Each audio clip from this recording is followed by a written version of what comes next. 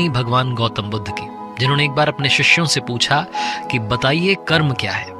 हर किसी ने अलग अलग जवाब दिया। अपने शिष्यों के जवाब से जब गौतम बुद्ध संतुष्ट नहीं हुए तो उन्होंने कहा कि आइए मैं आपको एक कहानी सुनाता हूँ। भगवान गौतम बुद्ध ने कहानी सुनाई कि एक बार एक राजा अपने मंत्री के साथ में अपने राज्य के भ्रमण पर निकला था। अपनी राजधानी में जो बाजार था, मुख्य बाजार था, मेन मार्केट में घूम रहा था। एक दुकान के सामने से अपने मंत्री के साथ निकला तो राजा ने मंत्री से कहा कि मालूम नहीं मंत्री जी, अचानक से एक ख्याल आया, एक विचार आया है, और ख्याल ये आया है कि क्यों ना कल सुबह इस दुकानदार को हम फांसी दे दें, इसे फांसी पर कल सुबह ही लटका दें। जहां राजा साहब ने कहा, मंत्री को डर सताने लगा कि मेरे राजा को ये उल्टे सीधे विचार क्यों आ रहे हैं। उसने जानना चाहा कि राजा साहब ऐसा आपको क्यों लग रहा है, ऐसा ख्याल आपको क्यों आया। राजा ने कहा कि पता नहीं, मुझे अचानक से ऐसा लगा तो मैंने आपको कह दिया। दोनों घूम फिर करके वापस राजमहल में पहुंचे। मंत्री को लेकिन चैन नहीं था। उसे समझ नहीं आ रहा था कि ये ख्याल राजा को क्यों आया। उसने भेष बदला और उसी दुकान पर पहुंच गया जिसके सामने राजा को ख्याल आया था। अंदर जाकर के देखा कि दुकान चंदन की लकड़ी की थी। उस मंत्री ने दुकानदार से पूछा कि भाई साहब क्या हाल है, आपका धंधा कैसा चल रहा है। दुकानदार रोने लगा कि कहाँ धंधा चल रहा है, बहुत सारे लोग आते हैं, चंदन की लकड़ी सूंघते हैं, वापस चले जाते हैं, खरीदता कोई नहीं। आपको पता है भाई साहब, मैं तो इंतजार कर रहा हूँ कि कब इस राज्य के राजा की मृत्यु हो जाए। जब उसकी मृत्यु हो जाएगी, वो मर जाएगा, तो उसके अंतिम संस्कार में हमारे यहाँ से कम बहुत सारी चंदन की लकड़ियाँ जाएंगी। मेरा धंधा वहां से शायद कुछ उठ पाए, कुछ पैसा हमारे घर में आ पाए।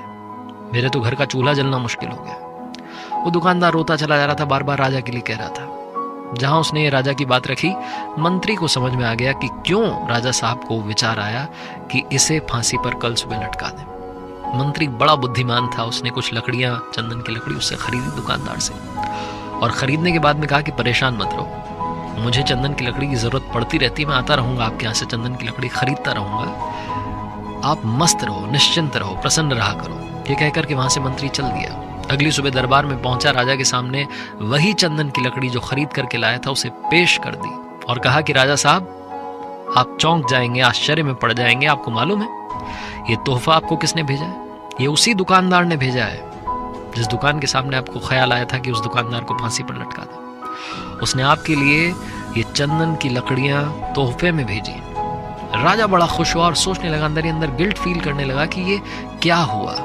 मैं उस दुकानदार को फांसी देना चाहता था, वो तो मेरे लिए इतना अच्छा सोच रहा है। राजा ने अपनी तरफ से सोने की गिन्नियां भिजवा दी। जब उस दुकानदार को मालूम चला कि राजा साहब ने आपको तोहफा दिया है, सोने की गिन्नियां आपके लिए भिजवाई हैं, सरप्राइज दिया है, तो बड़ा खुश हुआ और अंदर से गिल्ट फील करने लगा कि मैं फालतू में राजा के मरने का इंतजार कर रहा था। हमारे यहाँ के राजा कितने दयालु हैं, कितने अच्छे हैं।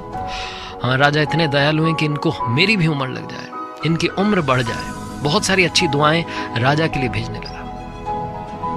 मंत्री की बुद्धिमानी ने सब कुछ सेटल कर दिया। भगवान गौतम बुद्ध ने शिष्यों से कहा कि कहानी खत्म हो गई है, बताइए अब बताइए कि कर्म क्या है।